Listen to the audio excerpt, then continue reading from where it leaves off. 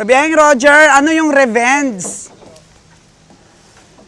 Ano ang revenge mo sa mga tao na nagsabi noon sa'yo na di ka tatagal dito, 3 buwan ka lang?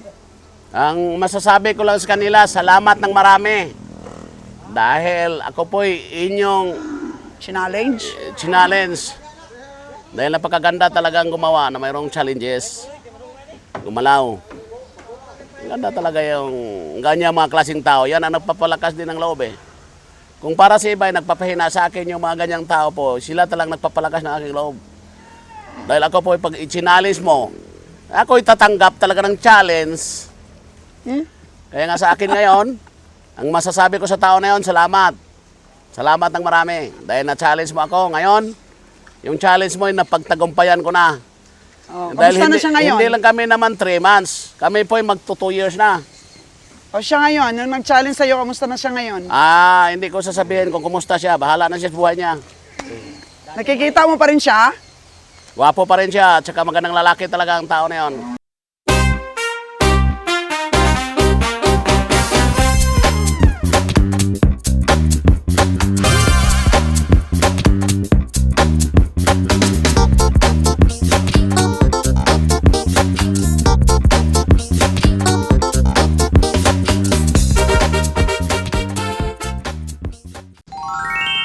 Hello mga kagandang buhay.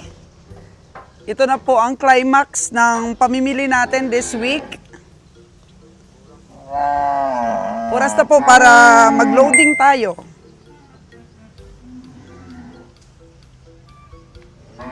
Ang sarap po bilangin ng mga loading natin. Dahil kahit papano po natatamaan na natin ang biyahe natin. Kaya ang sarap na po sa pakiramdam.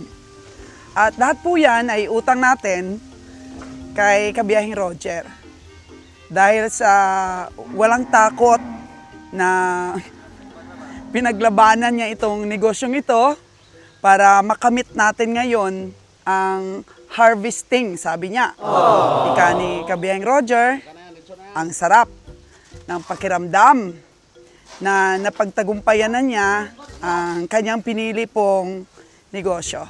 Kaya tunghayan ang mga presyo ng mga baka na ating iloloading ngayong hapon na to.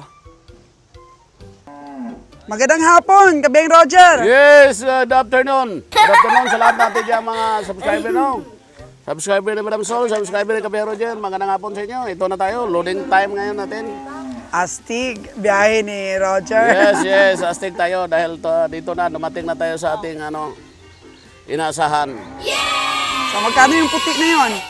Ayan, ay nabili natin yan sa halagang 45. Wow! Pumuputok! Paboritong numero ni Kabiyahing Nalon. Ang ganda. Ganda ng katawan. Wow! Sigurado na to, Kabiyahing Danny Boy! Texas! Grabe! Nakasombrero po kami. Pugi na yan, oh. Oo. Ang sombrero nyo rito, isok-sok nyo para makita. Kabiyahing Lilan daw. Hindi niya muna isuot eh. Ayaw, okay. Pambiyahe lang daw, pambiyahe. Oh. Sana yung susunod. Ayun, oh. Kabiyahing Roger, magkano yon? Sino yan? Anong AirTag yan? 009. 37. Wow. 37. Sulit ang katawan. Oy, grabe. Nabilib si Lilan, oh. Malalaki daw yung 37 ni Kabiyahing Winnie. Wow. Ayun na, naglilihera na yung ating mga baka.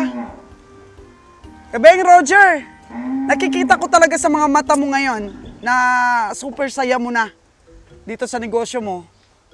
Yes, kasi dumating na yung sinasabi natin dati na yung sinasabi natin mayroong patutunguhan ito. Kaya nga ito may patutunguhan na talaga. Dahil sa ngayon po nagagalak ako babalita po sa inyo na talagang ang ating pong sipatan ngayon ay malapit talaga. Sino yan? Sinong baka yan? Ayaw na. Malapit talaga sa ano, Kay Kabiyahing. Winnie, unahin kay Winnie. Malapit sa pagyaman ni Kabiyang Winnie. Anong AirTag yan? Anong AirTag? Wow. Ito po ang dati nating cowboy, oh. Ah. 055 daw. Nabigyan na yan ng 1,000. Kahapon pa. Nauna pa sa iba. Magkano daw yun, Ano Kabiyang AirTag? Roger? Lilan, sipatin mo ulit yung mga pinamili kung panalo o hindi. 43 yan. 073, ha? 43. Panalo daw, sabi ni Buni. Pero nakangiting aso. Oo. Yang Dalmatian. Ah, yun yan. American cow. Anong AirTag niyan, Toy? Toy, anong AirTag niyan, Toy? 055 daw yun, si American cow. Kay Lilan na, kay Lilan. Kay Lilan, ay siguradong panalo yan. Kay Lilan yan eh. Wag mo na dam daw. 45 yan, 45. Nasaan? 48,500 yung hawak niya, no? Irlan? 48,500 kay Irlan. Oh. Sa'yo yan, Dan? Pila man na, Dan? 38. Uy, 28,000 yung babae niya. 43 na, 43. 48,500 ni. 006 Wow, maka, grabe. 006. 006 nakabutang na 43. Yelo, yung luma yan. Oo, 006 duwang mo. Oo, tama, 006, 48,500. Makalimutan lang ang lahat. Makalimutan lang ni Winnie yung asawa. Hindi lang makalimutan yung presyo ng baka niya. Oo nga. Why nang hikap-hikap ni? Parang ang bait ang mga baka ni Kabiyang Winnie ngayon, Erlan. Ang bait ang mga baka niya, oh. Akyat lang, oh. Oh, akyat. Hoy! Malaglag pa yata. Buyag, buyag. Kuno. Pira ha. Walang pirsa. Anong pirsa daw? Sabi. Wala na, wala na. Lumihis na. Sa sobrang bait, ayaw makyat. So sabi mo kanina, Kabiyang Roger, malapit na sa ano, yung mga pamimili mo, Hindi malapit, talagang lumapat. lumapat. Kasi ganito yung kasi yan eh. Kung tayo po sinabi ko na yan dati, na uulitin ko na lang, na yung ating pong journey, pag ginusto natin sa negosyo, talagang marami talagang mga obstacles, marami talagang mga hams. Pero at the end of the day, na pag pinagpatuloy mo at pinaghirapan mo, sacrifice ang kailangan natin eh. Kasama dyan ang strategy natin, sacrifice, tapos may strategy tayo. Kailangan may guts talaga. Mapagtagumpayan natin. Magkaroon tayo talaga ng hindi natawag na pagtagumpayan natin lahat yan. Sa ngayon, hindi man kami makapagsabi na kami nagtatagumpay na, pero at least papunta na kami doon. Bumabawi na. Papunta na kami doon. At the same- Lumalapat, At saka yung bumabawi. ating sinabi na magkaroon tayo ng meat supply, sana naumpisahan na rin naman kahit paano matatapos din ng engineer yan. Siguro by this year talaga makikita na po nyo, ipipicture ko sa inyo yung aking meat shop. Siyempre ako nag-design niya yan, ako nag-design, instructed ko sa engineer. Maganda talagang kalalabasan yan, kaso lang magastos lang. Oo. Kasi tayo po yung namumuhunan sa gastos talaga. Sabi kasi ng iba noon sa'yo, si Kabiyang Roger na to, puro na lang plano, puro plano. Ay ang labas naman, eroplano. So, proud ka na ba ngayon na lahat ng mga Yan yung plinano mga mo? sinasabi nila, yan pong pinaghugutan ko ng lakas. Kaya tama naman sila. Na sa kanila kasing, iba-iba kasing expectation ng tao. Kasi yan ang mga, pag ganyang salita ng tao, yan yung mga taong tamad. Yan yung mga taong tamad. Kasi, expectation nila sa tao, makikita nila, puro hindi nila pinag-aralan kung anong mga galawan ng magandang eh. Ay ngayon, paano na ngayon? Nag-aani na po tayo. Nag-aani pa lang. Hindi yun itatanim natin kaagad. Pag tanim natin, aanihin natin agad. Diba? Parang mali yata yung kasabihan na yan na pag tumanim tayo, aanihin agad. Matagal-tagal tayo nagtanim, kaya marami-rami tayong aanihin. Sigurado yan.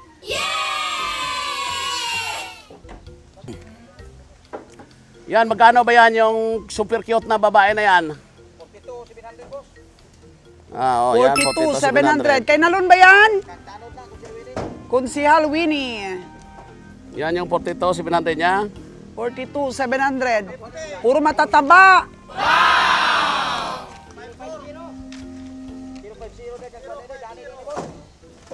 Nako, kay Dani pala yan. Oo, kaya siya talaga ang nagpapaakyat ng baka. Kaya marami nagsasabi sa akin, no, sa aking mga subscriber dyan, taga USA. Kay Ma'am Gingging dyan, no, nagsabi siya sa akin na pwede ba ako maging mentor sa kanila ng mga anak niya. Dahil dito daw yung mga anak niyan tatlo. Nandun ang iba sa Amerika, gusto nilang mag-buy and sell. Oo. Tapos mayroon na silang bunggo doon, bago nila, may bunggo sila doon, lagyan na lang yun ng railings pang livestock. Yung area kasi nila Dumaguete, sabi ko pwedeng-pwede ko kayong mentor. Pag Dumaguete kayo, pwede silang mamili doon house to house, tapos tayo pong kukuha. Ganon po ang way na tutulong tayo sa kanila. Kasi gusto nilang buy and sell. Eh baka hindi pa sila marunong kabiyahe, napakasilan yung pamimili. Ay dapat nga sila mag-aral. Tuturuan ko sa stockyard, pupunta kami. Kasi ang anak daw niya ngayon, gustong-gusto yung lalaki. May asawa na daw yan lahat tatlo. Ay gustong-gustong matuto. Gustong-gusto daw talaga kahit ano lang ibibinta. Nagsabi daw sa akin, ay kung may pagkakataon daw, dahil subscriber naman natin, pwede nating i-mentor. Sila namang mamuhunan. Almost sabi ko sa kanya, para hindi kami hirapan, parang medyo magaan sa'yo dyan. Alam ko marami kayo dyan sa Amerika. Mag-ipon kayo ng kalating milyon lang pang umpisa. Kalating milyon pang umpisa ninyo. Pag Kunti-kunti lang muna. pag kunti-kunti lang, pag magpatagumpayan nila yan, habang nag-aaral, pag marami na, kumikita, nagdagan ng punan. Ganun lang yun. Kasi, Beng Winnie, magkano yung makinis na yan? Anong airtag niyan? 43,000 daw ito. malaki. Winnie. Malaki yan. Malaki Wow! na abunuhan mo dyan. Lumili ko yung mga istorya ni Kabiyay Roger. Ay, nako. Ayun na, oh. 385. 385 na. Grabe ang tiwala nila sa... 076, 44 mo na eh. Nakabutang na eh. Ha? 076, 44. Oh. Tama? Ngayon, baylohon po no, 38. Ano ba talaga? Wala ka namang 38 dito. 065 ang 38 mo. Hindi na niya ma-memorize. Oh, no! Grabe, napaka-cool lahat ng mga ano mo, Jero. Yung mga cowboy mo, Jer, napaka-cool na lahat. Wala nang ano dito, wala nang pasaway. Parang napaka-cool na lahat ang mga cowboy. Hila kasi ang importante. Dagdagan ng taon ng hila. Hilain nyo. Ay, baba daw dito yung iba para maghila. Di, hilain pa pataas. Ah, pataas. Sige, buntote, buntote. Buntote. Buntote na. Buntote. Sige, baliya. Hindi na pag You taste the tail. You twist the tail. You twist the tail. Si Erlan to, ano din to, kagawa din to. O yung si Bonnie, teacher. Yan yun. Abo, may pasipa pa. Sige, sabay tulak, sabay tulak, sabay tulak. Baka mapinalti tayo. Yung kamay, yung paa niya, iakyat mo muna. Taga saan ba yung sinabi mo sa akin kanina, kabiyahe? Si Ging? Si Gingging, taga UC yan. Yung asawa niya, namatay. Oh. Maaga kasi namatay ang asawa, kaya nagsikap doon sa USA. Parang ano siya doon, installer mechanic siya doon sa USA. Oh, bata pa yung mga anak niya? Yung mga anak niya, 6 yatong anak niya. Pero may mga 27 na daw yung anak niya. May mga asawa na lahat. Pero siya pa rin nagpapakain. Siya pa rin ang Siya ang nag-support. breadwinner. Oo. Pero may anak din daw siya doon sa Amerika, yung panganay. Parang 3 yata sila sa Amerika. Okay. Hindi naman ibig sabihin na sa Amerika ka, pinupulot mo yung pera, naghanap buhay ka doon, mahirap. Eh, patingin niya ng listahan mo. Kaya Ang ganda ng handwriting mo, no? Kaya gustong-gusto nilang Yan na, naka-layout na yung ano ni Kabiyahe para pag nakatay, ay lalagay na lang niya. Yan sa layout niya, oh. Tulak nyo, hindi kayo sit lang. Tulak. Sabay tulak, bira. Kasi marami pa, oh. Tapos wala ako nakita dito Huwag ka na medyo sungay, huwag may ka na sakit. sungay. Oh, yun. Makiat. Puro healthy talaga tong mga baka natin, Jer. Pila mo na. Pila mo na. Kinsa na. Ay, naku, ang saya lang. Kinsa na. Pila mo na, Wen. 33,000? Pila na, Wen. Ay, akala ko 5 to 500 pala. 5 to 500, yan. Malaki talagang baka na yan. Malaking yung ihuhulog na abuno dyan. Magaan lang. Mananalo. Purpur! Porpor, magandang porpor. Wala nang baka doon, Wen, sa imo? Wala nang baka sa imo? No, yung akin, no, huwag pakyat lahat no ya.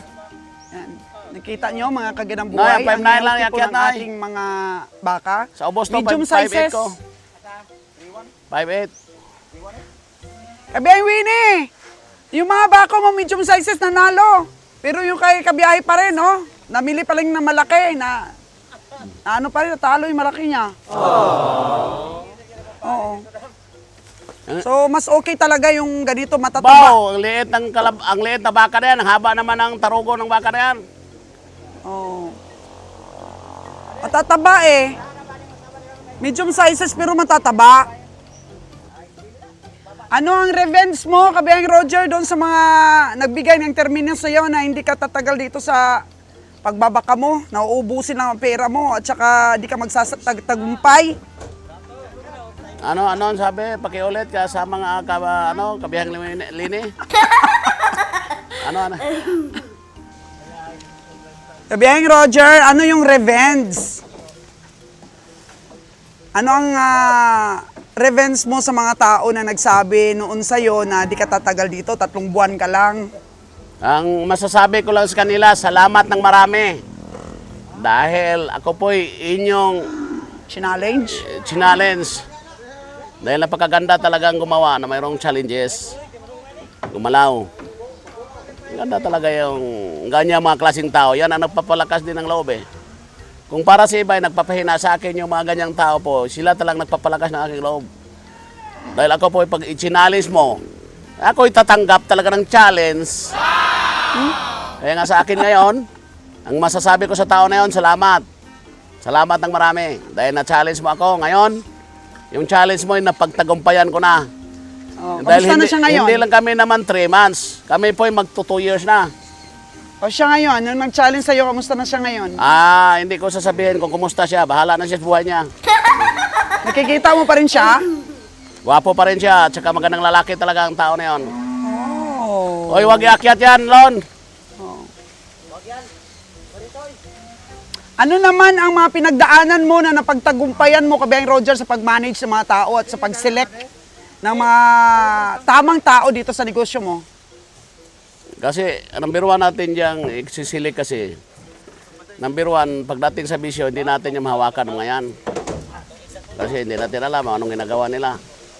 Pero ang most important dyan, marunong sa baka. Marunong sa pagbabaka at hindi po nangunguha ng hindi sa kanila.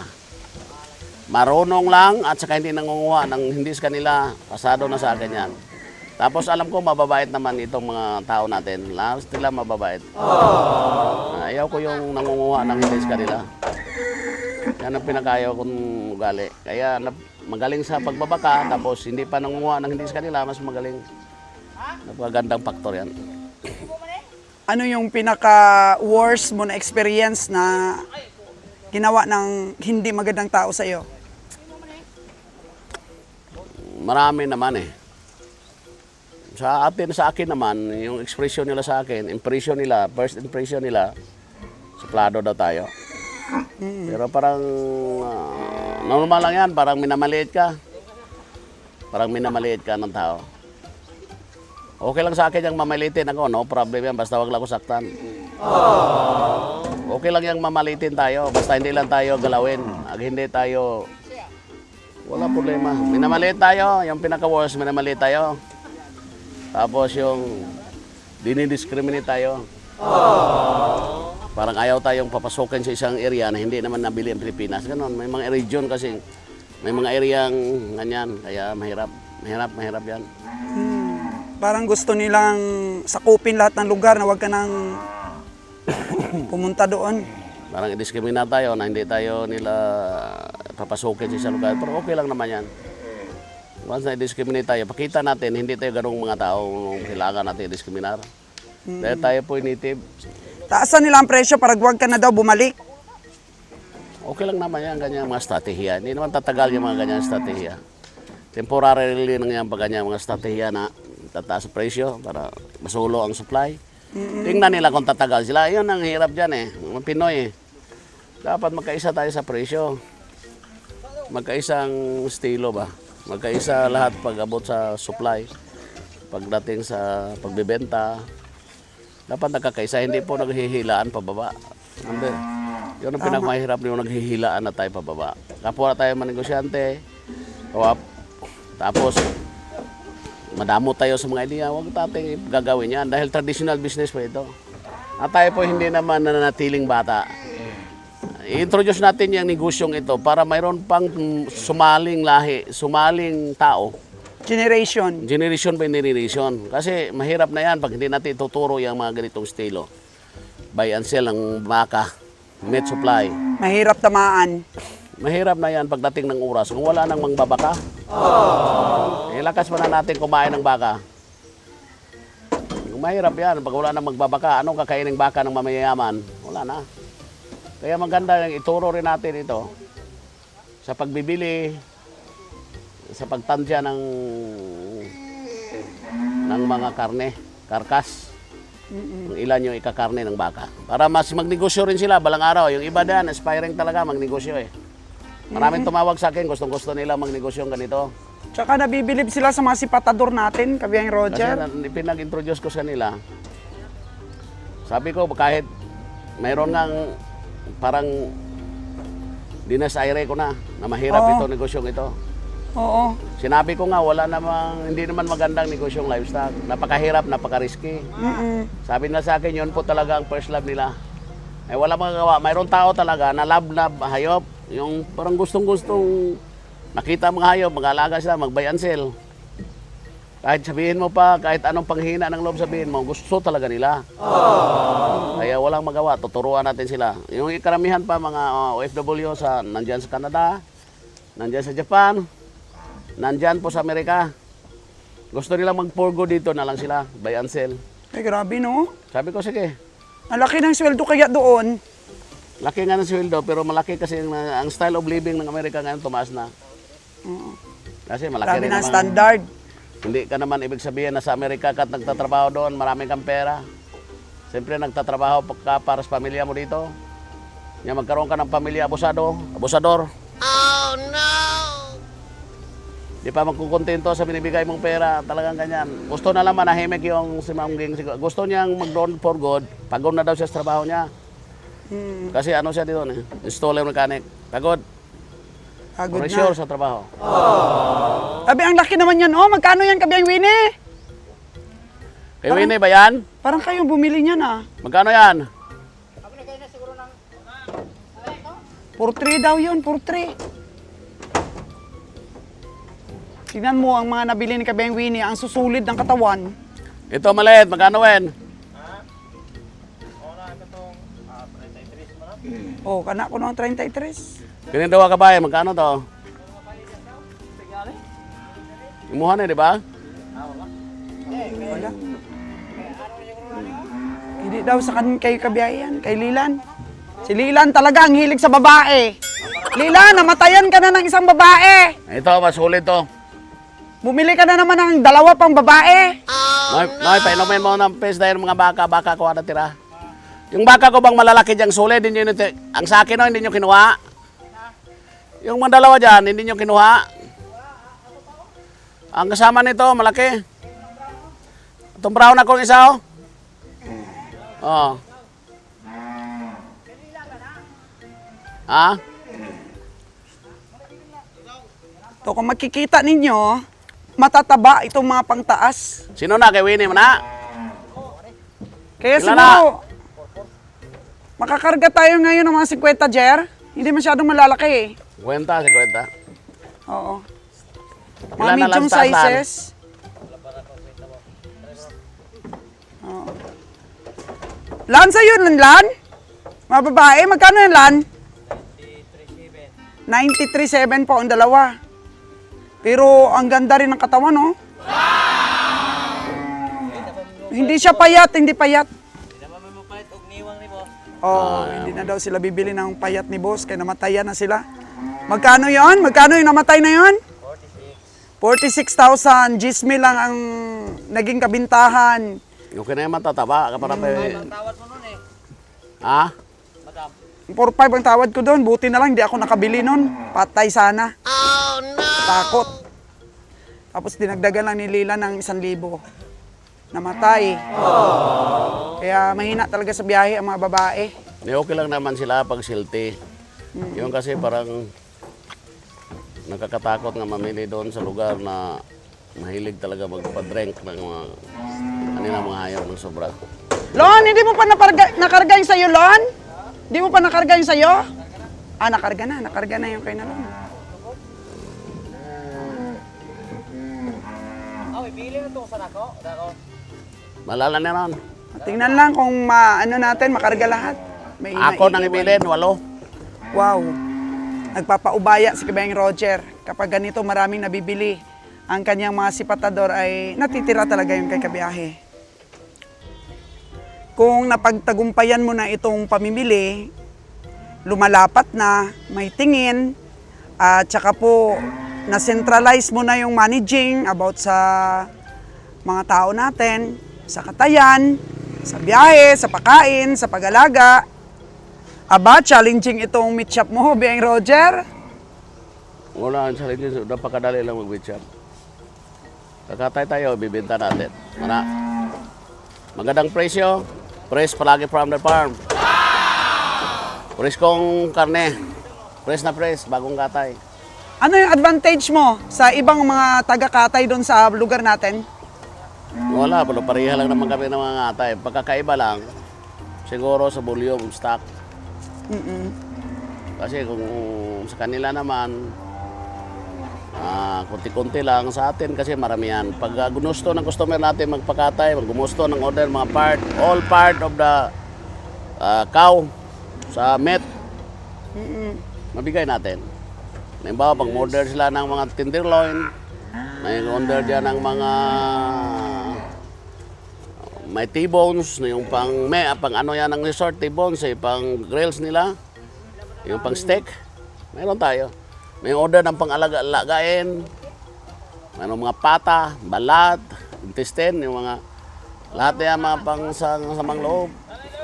Ipoporsyo mo ba yung yung restaurant? Yes, yan yung backup ng aking restaurant, yung aking meat shop. One time na mayroong mga tertiary cut.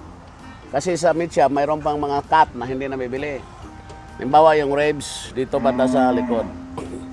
Gawin natin gutong Batangas yan. Tayo magluluto ng gutong Batangas. Yeah! Ay, sasabihin nila masarap. Ano? Hindi pwede. Kargata na sa babaw bastante. 25 kay maliliit man daw yan. 24 na. Butang. Okay? Maliliit yan. Takot 24 ka? tayo sa babaw. Oh, gagmay lang daw, Noy. Oh, maraming medyo kay Kabayang Winnie. Halos Hulo. medium sizes. May isa pa doon sa kabayang na hindi makiat kanina. Oo. Pag nag-put up ka pala Kabayang Roger ng negosyo, kailangan may backup. Yes, kasi dito sa livestock, dito sa meat, cattle meat o cow meat, mayroon kasi mga cut na hindi po masyadong nabibili tulad ng ribs. Kaya gagawin natin ang iluluto natin yan. Halimbawa, mayroong hindi bibili ng mga bulalo, tayo po ay magluluto ng bulalo. Magluluto tayo ng mga ginatawag nilang guto. Laga, maraming sabaw. Ang sa dami-dami yung sa ating yung batuan. Batuan ay sinigang sa batuan. Yes, no, meron tayong batuan doon sa nabili nating bagong lupa. Meron tayong batuan doon, marami tayo doon tinatawag natin kalamansi, marami tayong sili. Yung mga condiments May na iba tinatawag. pa. Meron tayong Kamyas. kamyas. Oo, Natural po ang ating pangpaasim. Parang tao po hindi aasa sa mga ganyan, mga magic sarap na lang, mga masinigang mix. Sa atin po ipapaasim. Grabe, oh. I'm fixing my sombrero. May pangalan talagang source ka ng buhay. Okay, kay ano to, Sir Robert Chubira. Isinuot namin, sir, dahil nagulan-ulan, sir, eh. Umulan talaga, Umulan, Sir mambun-ambun. Okay, excited na ako sa ano natin, sa gagawing setup ng ating ano din, sa ating restaurant. Kasi ang aking kasing meat shop, kakaiba yan sa ibang meat shop.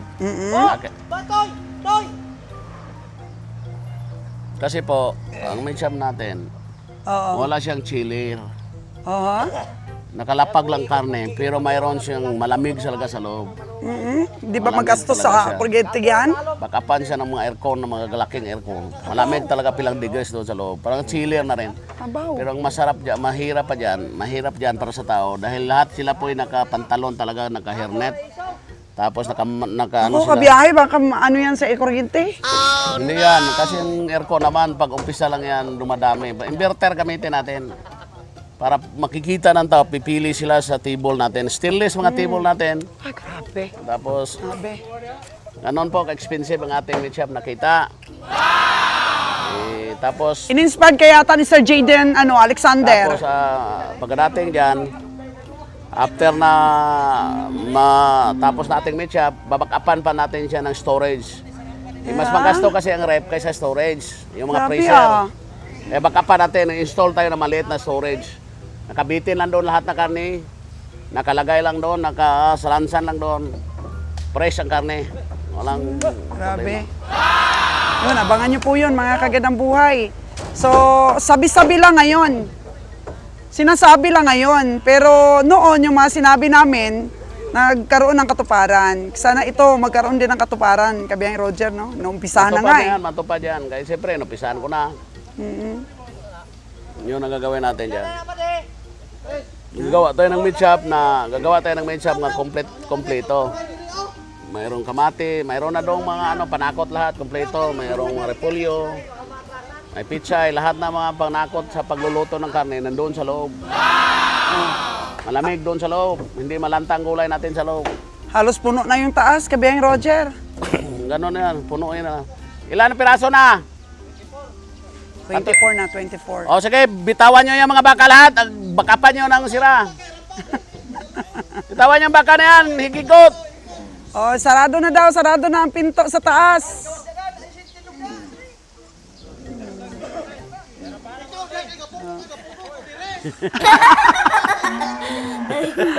Kalma lang, sabi ni Nalon. Kabiyaheng! Masaya po kami habang nagtatrabaho. Biyang Dani, oh. So, ayan po mga kagandang buhay. Very proud na po kami mag-asawa sa amin pong naabot ngayon na talagang very smooth na ang takbo ng aming pagpapakatay, pamimili natin ng mga baka.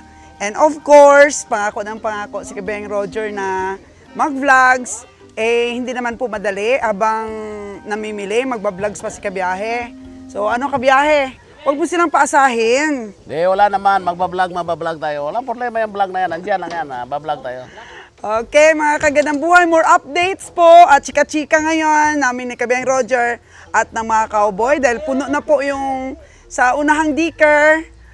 Vlogs natin yung dito sa baba naman ng mga presyo ng baka. So, stay Nonoy. tuned for more mga kagandang buhay. Huwag niyo po kaming iwanan. Stay lang. Noy, butang na ni sa koral na yun.